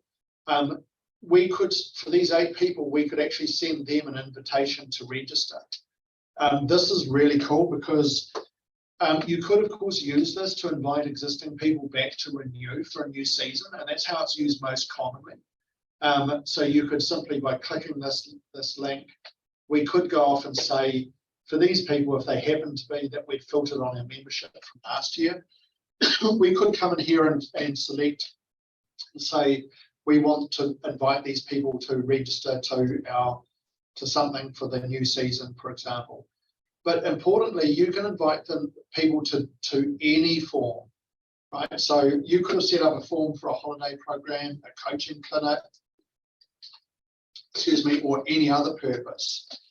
The reason this is so powerful is that, yeah, so Joe's just using an example where would be sending these 8 people through to this, so we'll click send, Joe. It's going to then open up again an email. The bit I want to point out here is the way that the system uses these magic links. So what it will do is for everyone that receives this email, it will contain an absolutely unique link per recipient for them that will lead them to this form, but where it's automatically pre-filled with that person's own details. Right. So if Nancy from earlier happened to be in this in these 8 people, then Nancy would receive that email and it would say, "Hi Nancy." So you can see the merge field for the first name. Then it would say, "Please click here," and it will contain a unique link. And if Nancy clicks that, it will open that form, the Jubilee form that Joe had linked this to, automatically filled with Nancy's details. The reason that's so important is that it avoids the need for Nancy to log in. Right? So one of the biggest headaches with getting people to renew is if you require them to log in, and especially if it's something that they're doing once a year. So we've learned over the time that as the biggest support burden for clubs, schools, and other organisations is doing explicit logins. This magic link method avoids the need for people to log in because it's as secure as them clearing their own email, right? So the final thing you'd be doing here is clicking that send. We'll cancel out of there. Just conscious of time and Yep. team builder. We have time. So the last things I'm going to point out in here real quick up in the metrics view. So in here, again, you can actually set the filters against this as well. So you can filter it based on just a particular season or whatever other metrics. We will be extending this dashboard over time to bring in other things, including longitudinal stuff. So you can see last year compared to this year and other bits and pieces. The other thing I'm going to show you in here is the reports part up to the very top. So there's a link through to reports. In here, you can run a potential duplicates report, a debtors report, and audit history. If there are custom reports that you want created, we are able to create to scope and size, creating custom reports for you. Although generally speaking, most of your reports are going to be created just by using the filter. So we can cancel out of there. Very last thing I'm going to do in here is point out the organisations tab. In the same way that you have the ability to have multiple people in the people grid, you can also have an organisations grid. If you are an organisation that is a governing organisation, like a regional sports organisation, a hockey association or softball association, or a rugby union, then you will see all of your affiliated organisations under you in here automatically. However, it's also really handy for clubs and schools simply to add other organisations. It could be funding partners, could be advertisers, sponsors, whatever, anyone that you're wanting to communicate with, because equally you could be sending these people an e-newsletter and managing those contacts. It's a search function. You can search for people. So you can search explicitly where you know someone's name. We're just going to jump to the dashboard now and try and finish off here in relation to Team Builder.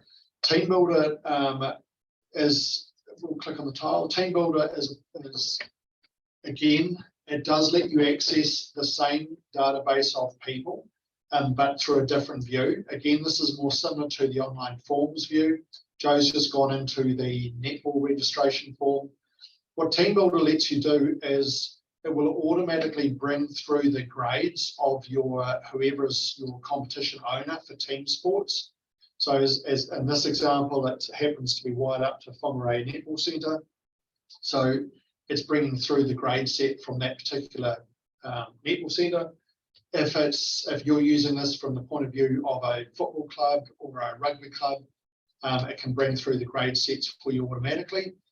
You're then over on the left, you can see your people. On the right, you can see your teams. The first step would be to add a team within the appropriate grade. So Joe's just adding a team called Green. She's going to save it here. We can see it's created that grey icon across there on the right. And now you can drag and drop your individuals into that team. We can see that it's highlighted, and it might be a bit hard to see on your screens. It's also incrementing the number of people within that team. If we click on the team icon, we can open up the team and have a look at who is now within that team, right? If we click out of there, these columns incidentally are sortable. So if we were to click on a column heading, we can sort by date of birth, grade, etc., to make it really easy for us to actually, if there's a large database of people, to focus on an area that's relevant. So you can see Joe now has allocated all the people to into those individual teams. Just one thing to point out is if you are an organisation using one of the game day scoring apps, you will have a scorer code for your team, and that's how you find the scorer codes for the teams as within each team here. As the administrator, you can also export all of the teams, and it shows you the list of all of the teams as well there. If you're responsible for entering teams as part of a competition that uses Sporty, like rugby, league, a lot of touch, football, etc., you'll find that that sometimes that competition organizer will set team entry closing dates and team entry building dates. Team entry closing just means that you're able to add teams, delete teams, etc., and up until that date, they will automatically be visible to whoever is the competition organizer. The team building closing date means you're able to move people around between teams up until that closing date. Probably just a final quick comment in here. There are roles you can add into teams against people. So if we can see the list of roles, and you can assign roles through that team view. So we can go and add roles in here. So you can specify that someone else also happens to be a coach or is doing other things, and we can add permissions in here too. So that does depend on your sports code and how it enables that as to what you can actually do and how you can set this. Just pointing out at the very top of this team as well, there is a link you could send out if you don't have the details of people for your team. You can actually copy a link you could post to Facebook and say, anyone who wants to join my team, click here, in which case it'll give a registration form and automatically put those people into that particular team for you. Okay, so it'll automatically assign them to that team.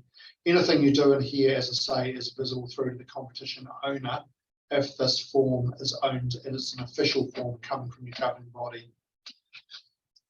Team Builder is where we are shortly about to release a new version of Team Builder as well. That gives you extended capability and most importantly brings in mobile view and the ability to do stuff from mobile phones in Team Builder that are not currently available in this version. And for any schools that happen to be on the line, you're also able to wire this up to Kmart, in which case your entire school role is automatically visible in Team Builder, and you're able to drag and drop students from your school role to automatically register them into the season and put them into teams. Guys, I realise we've covered a lot of ground here really fast. Some people joined late, so I just wanted to, again, just take you back to the Sporty homepage. Just as a reminder that from the Sporty homepage, there are links to everything that we have done, everything we've covered here today. So key concepts around building a website, adding sections, adding content blocks, deciding how many columns wide, formatting the content, setting defaults for formatting, going through adding news articles, uploading media, storing documents, all of those bits and pieces are all covered in here. There are a bunch of other features that we have not had time to cover. There are things like photocard digital IDs. Sporty also does the referee management for all the rugby referees, for example, and same for league. There's a whole bunch of other stuff in here that, depending on your role in sport, please come and explore. Remember also that there will be a link to more detailed training webinars, as well as to this training workshop or webinar and other workshops. There's also the link through to support, and most importantly, how for you to find your organisation. Guys, we've reached time. I'm going to again remind you our support email address is support@sportsground.com. Otherwise, you can log support through through our support links on the site. Again, huge apologies, which I mentioned at the start, that we're unable to do this session in person, but we're pleased to at least be able to offer this webinar. To those of you that are in the places affected by Cyclone Gabrielle, really sympathise. We've obviously seen a lot of destruction here in Hawke's Bay, and hoping that everyone is safe and back on your feet as much as possible in time for this the upcoming season. Thanks again for all of the people, to all of you, particularly there'll be a lot of volunteers here for giving your time. Without you guys, sport in New Zealand would not be possible. So a huge thank you, and we will round out this evening's session. Thanks very much, team. Cheers. Bye. Bye all.